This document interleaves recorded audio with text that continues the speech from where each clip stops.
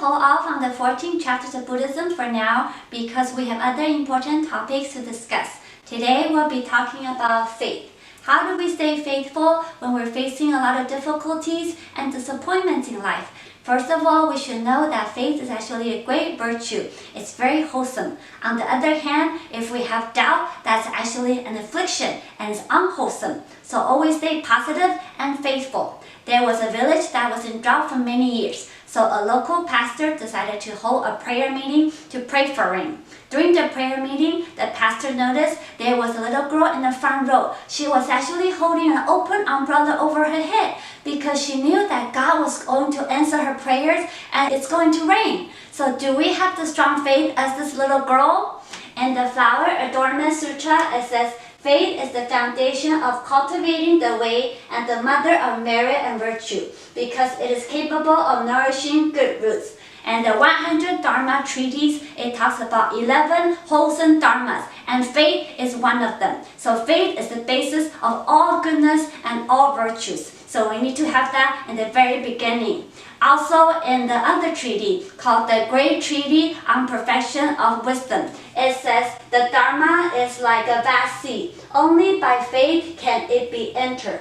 Only by faith can we enter and benefit from the Dharma. Just like if we are in front of a mountain of treasures. If we have no hands, then we are incapable of taking any jewels out of the mountain. The faith are our hands. So if we have hands, then we can benefit from the greatness of the Dharma. How do we have faith? It's not blind faith. Our faith is based on wisdom. So let's learn how to have faith. We need to have faith in three things. Faith in the truth, have faith in virtues, and have faith in the capabilities. With these three faith, we need to develop three corresponding traits. Believing in the truth, we need to develop deep endurance. Believing in the virtues, we need to develop deep joy. And believing in our capabilities, we need to develop deep desire. So let's look at each one of them in detail.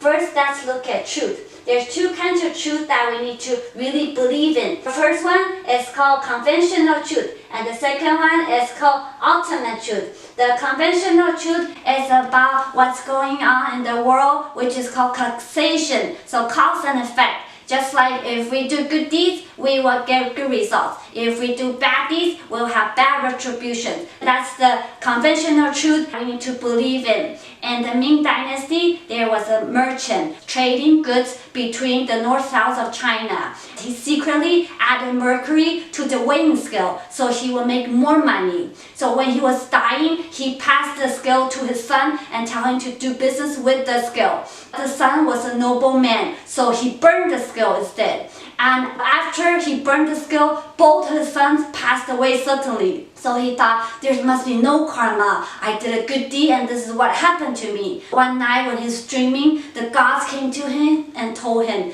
your two sons, they were in your family to destroy and squander away all your family wealth. But because you burned the scale, we decided to take them away and you will have two new sons. They will be virtuous and good for your family. And sure enough, the son had two new sons and they were virtuous and good for the family. So if we keep being good and believe in goodness will result in good karma, then we will have a good life after all. So believe in the conventional truth of causation. On the other hand, we need to believe in the ultimate truth. Ultimate truth is not about what we see, cause and effect, good or bad, pure and impure. It's about ultimate truth, which is seeing everything in its totality. So the oneness of things, the essence behind everything is called the absolute reality, which is basically the one mind. The truth of the universe is our one true mind, our Buddha nature. That is the center of the universe. So we need to believe in the ultimate truth. When we are cultivating, trying to get rid of our afflictions, we use the conventional truth. When we want to believe in ourselves and be more positive and hopeful, we use the ultimate truth. Really rely on these two truths in order for us to practice and succeed in our cultivation. We need to develop deep endurance about the truth, really believe them in them, rely on the truth, and that's how we cultivate. In 1977, there were two American Buddhist monks. They did a pilgrimage. It's called 3 steps, 1 bell. So they take 3 steps and do 1 bell. They went from Southern California and Pasadena all the way to Ukiah, California, which is a distance of 800 miles. Carrying no money, no talking, a lot of difficulties in weather and everything, but they did it for 2.5 years, every day. How do they do that? Because they believe in the truth. They believe in their bowing will bring world peace. They really believe in karma, and they believe in their Buddha nature. So that's how they did it. We need to develop deep endurance, really accord with the truth. Number 2, we need to believe in Buddha's virtues. Virtues include the triple jewels.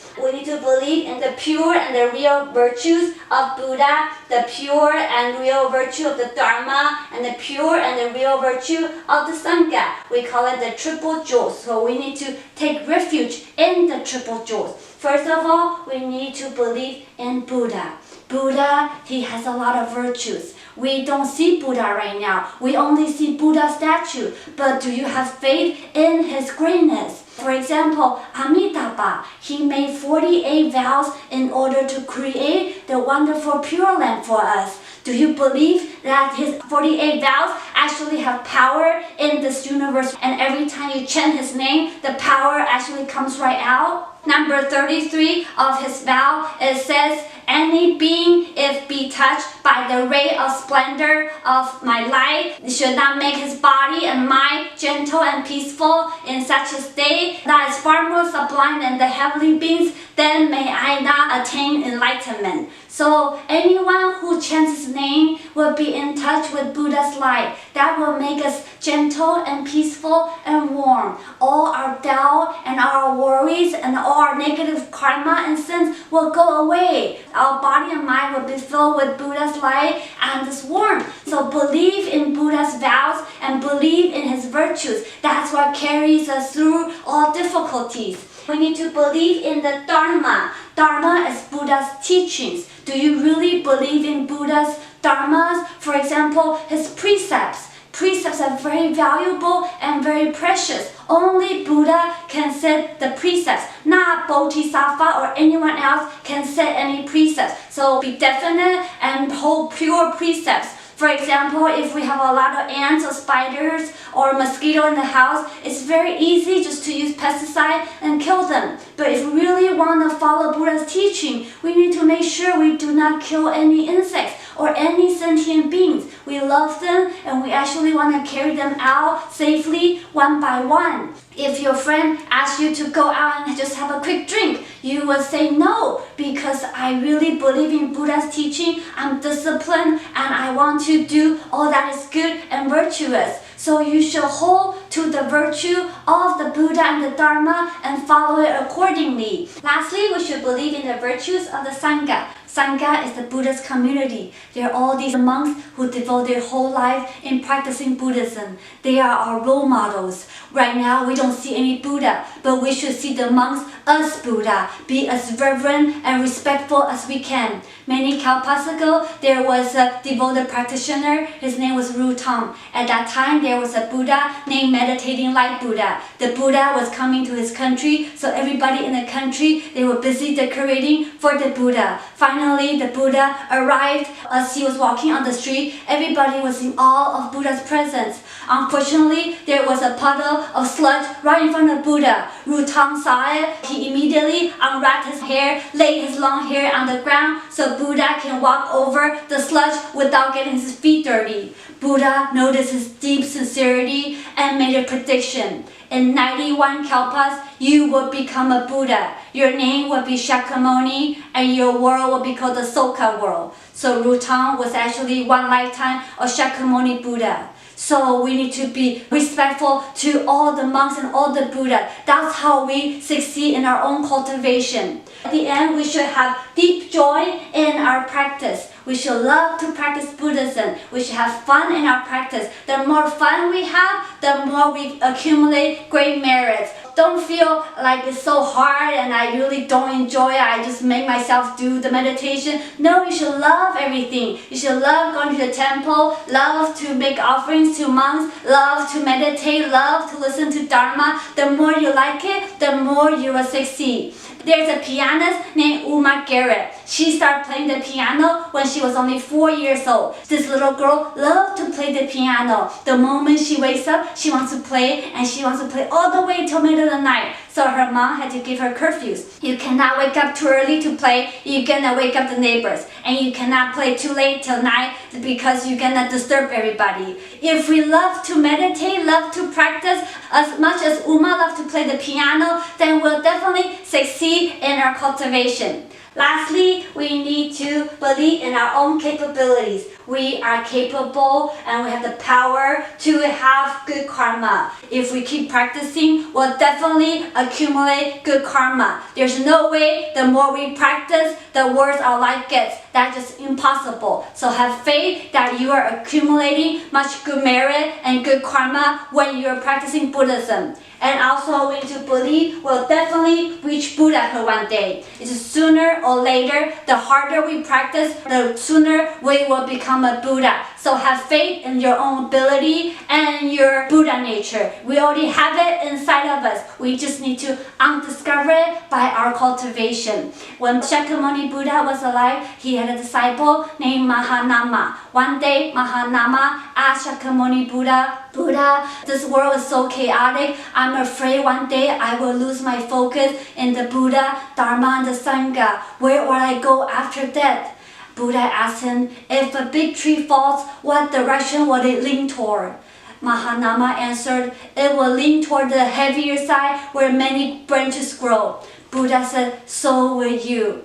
When you're alive, you've been holding pure precepts, you've been practicing giving, you've been listening to the Dharma, and you've been contemplating on the profound meanings of the Dharma with all these virtues and good deeds. When you're about to pass, your consciousness will definitely go to a place of pure peace and joy, and you'll definitely be reborn in the heavenly realms or the Buddha world or the Pure Land. So Mahanama was very happy after hearing Buddha's teaching. So we need to believe in our own cultivation. We'll definitely succeed. So don't have any worries. And we should have deep desire, really want to accomplish in our cultivation. Some people this lifetime want to be a millionaire, or some people want to win the Olympics, or want to be a movie star, or want to be a Nobel Prize winner. But we want to have the selfless desire of becoming a Buddha because we want to really end the samsara.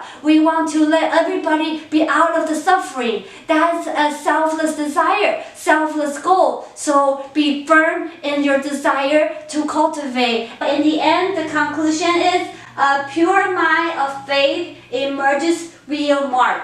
When we have no more doubt about Buddha, no more doubt about ourselves, and no more doubt about everyone else, when our mind is pure without confusion, the real mark emerges. Real mark is the ultimate truth, which is the absolute reality, our Buddha nature, the one mind. We will become enlightened because our true self will emerge. So believe that your faith will help you succeed and become enlightened. We don't want to be like a feather that is flowing in the air without direction. Our faith should be strong as a rock, and this lifetime we will succeed in our cultivation. So thank you for listening. Amitabha.